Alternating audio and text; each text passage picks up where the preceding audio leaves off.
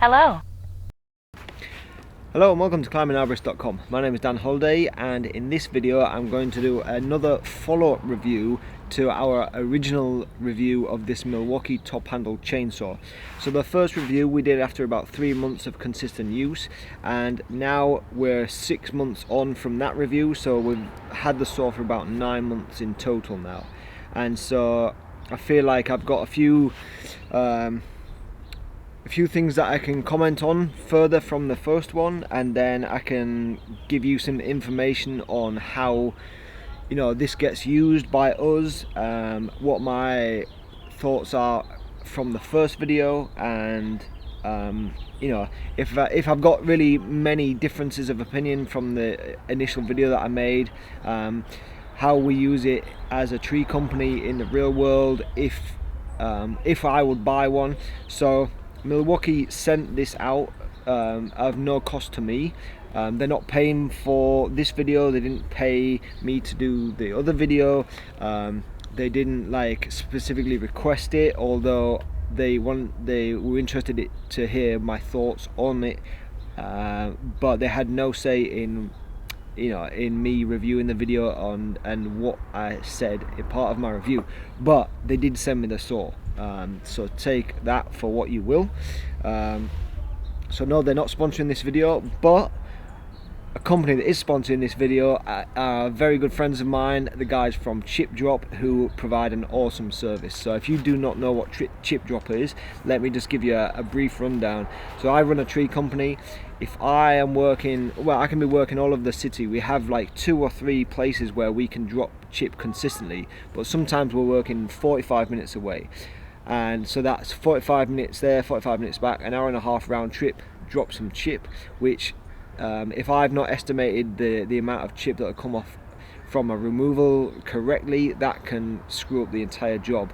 Luckily, if you go on ChipDrop, if you register an account, then you can look on ChipDrop and it'll give you like a map view, and it'll show you anywhere there's a drop site that's registered through ChipDrop, so you can see if there's one close by. So if there's one 15 minutes away from our job site, go there, and then I've just saved myself like an hour of driving.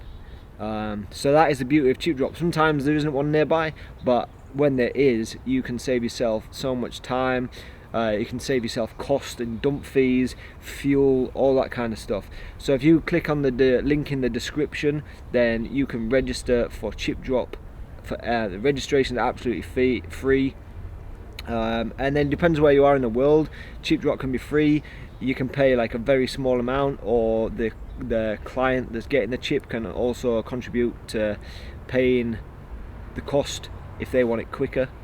So it's an absolutely great service, and it's practically free, so why wouldn't you use it? Just register, and then once in a while you might need it, and it's there to be used. So anyway, on with the review.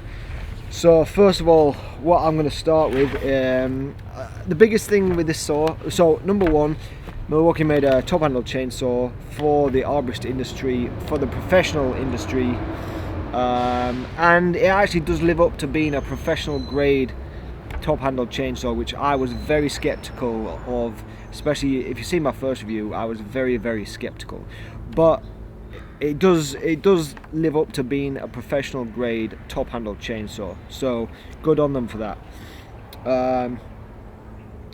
So first thing is price. Price is the biggest thing. I suppose price is the biggest factor of, once you agree that it's a professional grade saw, price is probably the biggest factor, because it is in US dollars $350 just for the body with no battery, and that's a 14-inch bar, so $350 US, as opposed to the Husqvarna, which is the biggest, in my opinion, the best top handle chainsaw, battery powered chainsaw on the market. So that's the number one competitor. Theirs is $640 US for just the body, so that's just under twice the price for the unit itself. So that is the biggest difference. If you're on a really tight budget, you're just starting out, you're a contract climber, there's many reasons why the budget will be like the number one thing you're looking for. So then it is such a good option if that budget really, you know, is the deciding factor.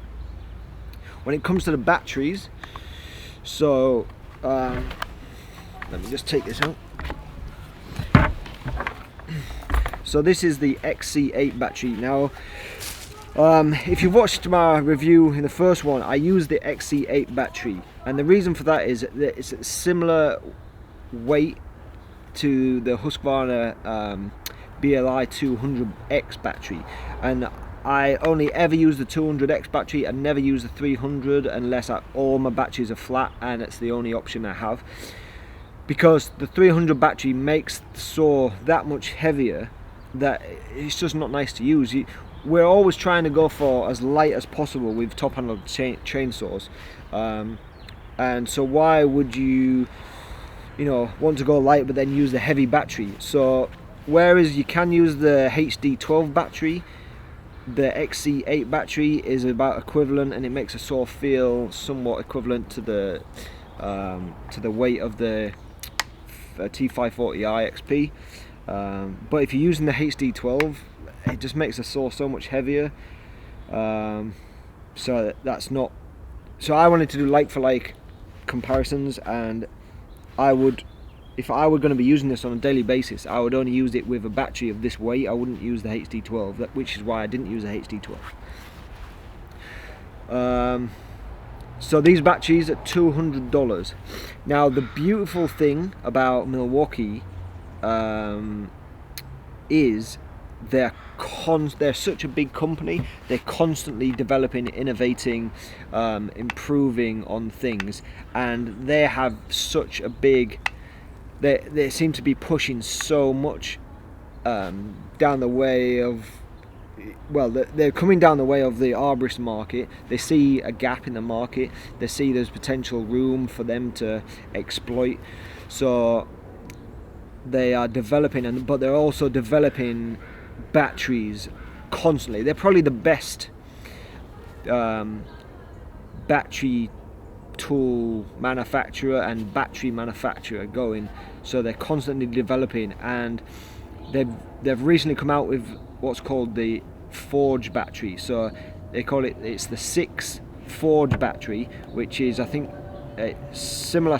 The size is similar to this. It weighs 2.07 pounds, and it's basically equivalent to the HD12, which is bigger battery and weighs 3.43 pounds. So it's nearly 1.5 pounds lighter than the battery at the moment that can give the equivalent power. So that's the beauty of Milwaukee. They're constantly innovating, evolving, trying to make things more powerful, trying to make them lighter, trying to make the batteries last longer, all that stuff. So that is a positive if you have this saw, the Forge battery. So this battery is $200.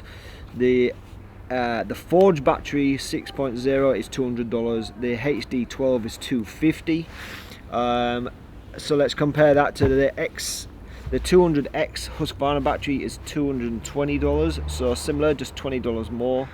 Or the 300 battery is $320. So that's quite a huge jump actually.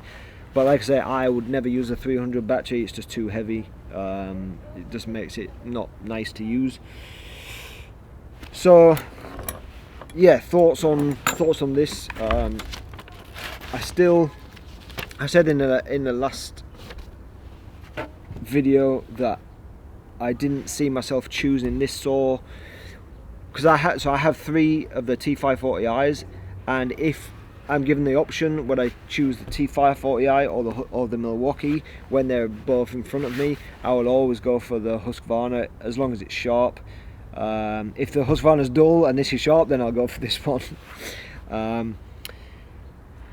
And the reason for that is just I like the ergonomics of the Husqvarna. It feels more refined. I mean, it is their second go at a battery saw after the T5 36. So they have had a lot longer to design and play around with ergonomics and stuff. The design is just better, it feels better, it feels nicer. The bar and chain is nicer to cut with. This is just a pretty bog standard generic Oregon bar and chain, but the Husqvarna one just feels, it makes a smoother, nicer cut, feels nicer to use.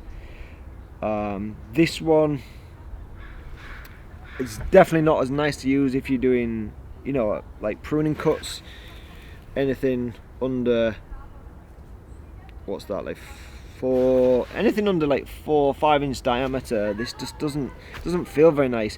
The only time where this seems to come into its own, and a lot of people have given the same feedback, is that it's quite good. It's got a lot of torque, so it's good with bigger wood. So, you know, cutting things up to, you know, like 10, 12 inch like size of the bar, it does well when it's under load. So that's the benefit to this. So I said in my first video, I was really worried about this little dead man's handle being looking very flimsy. I thought that this could snap off quite easily. It's not snapped off as of yet, although when I say that if given the option, I would choose a Husqvarna over this saw if I've got both saws out. This one, over the last 6 months since we did that first review, hasn't seen much work really. It's seen work when the other saws have been in use and I've used this one. It's seen work when the other ones, the chains are blunt and this one's sharp, and so I've used this one. So it hasn't seen a huge amount of work, so I mean that's one reason why this is still intact. I did speak to the engineer of this saw at the TCI Expo, and he said that the plastic that this is made out of, it's some like crazy high grade, high strength plastic that he was almost guaranteeing me that this will never ever snap. But you know, who knows about that? There's a tiny little spring in there. It's just very, very thin widthways, very thin, you know, deep. Yeah. Anyway, so yeah, the design. Oh, so on the first one, I showed that the chain wasn't spinning. Like, so it was brand new, straight out of the box. First impressions, I tried to spin the chain break off, didn't spin. Which is a problem for sharpening, because like as you sharpen, you want to pull it, do it, and tensioning the chain, all that kind of stuff. It's just nicer to be able to spin the chain. So now we've used the saw a fair amount, it does spin, but you got to use a lot of force. So let me show you. So I don't have a file with me, but I've got this like hex key, so I'll use that. I'll probably have to sharpen the teeth again. So I'm just actually, I don't have any gloves with me, but I'll just cover my hands a little bit, because with like, this is the thing, when you're sharpening this chain, especially because you're going to struggle to like move it, you have to wear gloves. You have to, because you might, like, as much as you probably know that you've cut your hand at some point when sharpening on a chain that moves, if you're using this saw where the chain barely moves and you're having to use a lot of force to move it, God, you're gonna slice your finger. So right, chain breaks off. So there you go. I'm putting a lot of force in, and just to move that. So you, I'm just going to grab this with it. You can't really easily spin it with your hand like you can every other chainsaw that you might use, but you can do it. It can be spun. So now that it's been used a bit, it's started to free up, started to spin a little bit. That's to do with like it's to do with the motor and the resistance and the torque and all that kind of stuff, I think. But you can spin the chain, you just got to be careful. And maybe if you got gloves on, you can use 2 hands, and yeah, that's the way you can do it. So what issues have I had? The number one issue that I've had, and you may have seen this on some Instagram post I did before, but this XC8 battery kept overheating. So what I mean by that is you'd get these lights just flashing like odd and even numbers, like it would flash, which means that indicates it's overheating, and then you'd have to leave it for, I don't know what, 10-15 minutes or something before it might work again, which is alright if you've got other batteries that are charged, you've got spare batteries, you can switch them out. I mean, it's not alright, because if you're up a tree, it's an absolute pain in the butt, which happened to me on multiple occasions. Usually it happens when you're going through bigger wood, but one time it happened twice when I was just reducing the top of like a Western red cedar hedge. So I was making cuts maybe 4-inch, 5-inch diameter, like they were not big, it was not under any kind of load.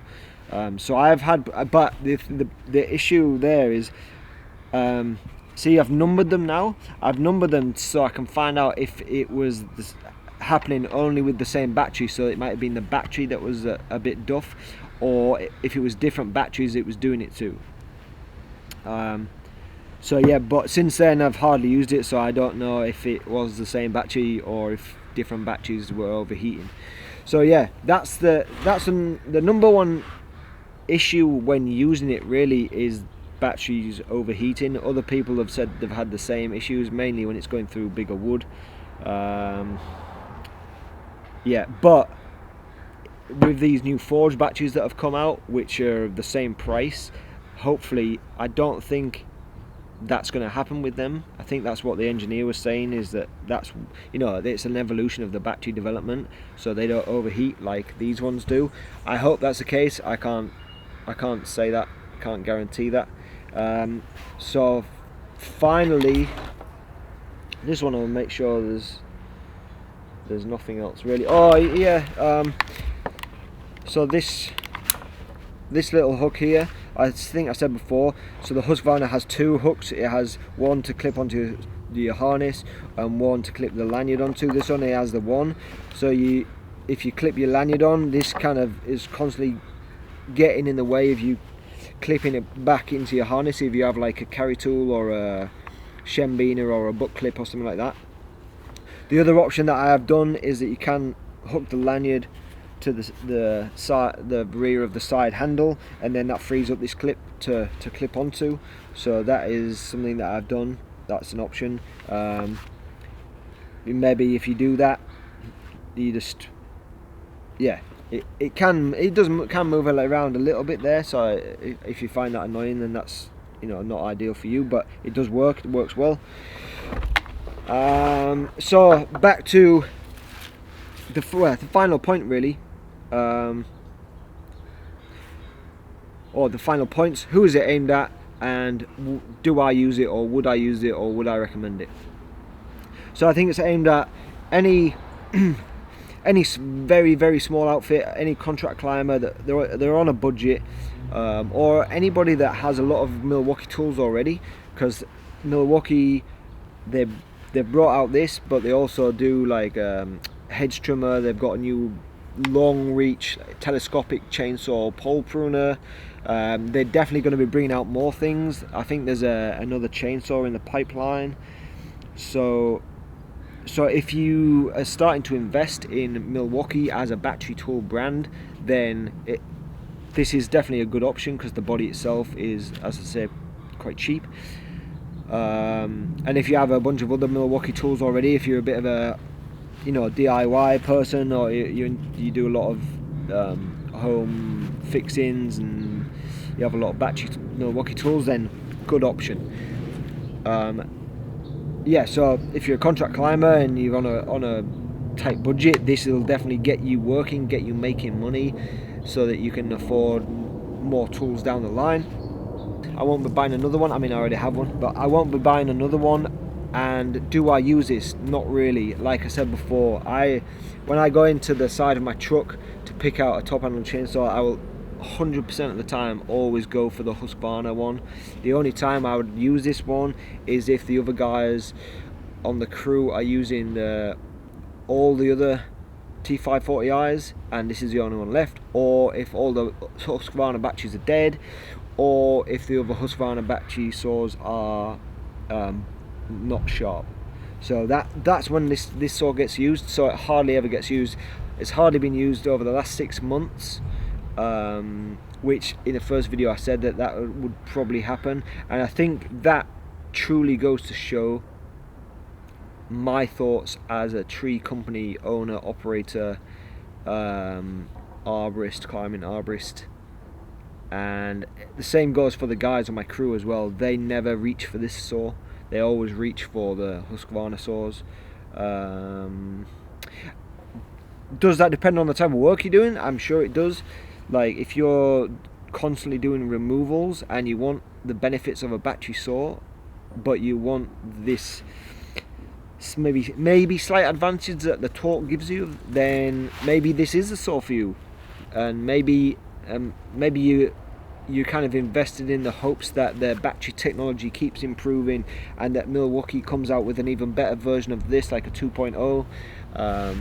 Maybe you want to jump on the wagon early on, start getting some Milwaukee equipment and all that kind of stuff. There's a few different approaches and mindsets, but I wouldn't buy this one for the tree company that I operate, for the type of work that we do, and to replace the Husqvarna saws. The Husqvarna ones have been great. The Husqvarna batteries have been failing on me, but Husqvarna has such a good warranty program, and I think now the warranty lasts for 2 years on the batteries. So I've all the Husqvarna batteries that failed on me, all the chargers that failed on me, I've had warranted, so I haven't been put out of pocket. You know, there could be something to be said for like how bad the chargers are and how often they've failed, and like you can ask other people about that. But yeah, in terms of like being out of pocket, I haven't been out of pocket because of the batteries. I've had them warranted, so that hasn't been an issue. And I have plenty of Husqvarna batteries, especially if you have like a 3 saws like we do and the ground saw as well. You need plenty of batteries, so I always have them in rotation. Yeah, so those are my thoughts. I hope that has been helpful. I hope you've stuck around this long and not felt like I've just been blabbing on. I try and give like some impartial, valuable information from my perspective as an arborist, as an owner operator, as somebody that I feel like has enough knowledge to share with you. So yeah, thank you as always for watching. I really appreciate it. If you're not yet a subscriber of the channel, then what are you waiting for? I don't know what more I can do, to be honest. Yeah, subscribe to the Climbing Arborist channel. Check out the climbingarborist.com website. So it's climbingarborist.com. Read some of the articles we've got on there and stuff. And yes, thank you all, and happy New Year, happy 2024. All right, catch you on the next one.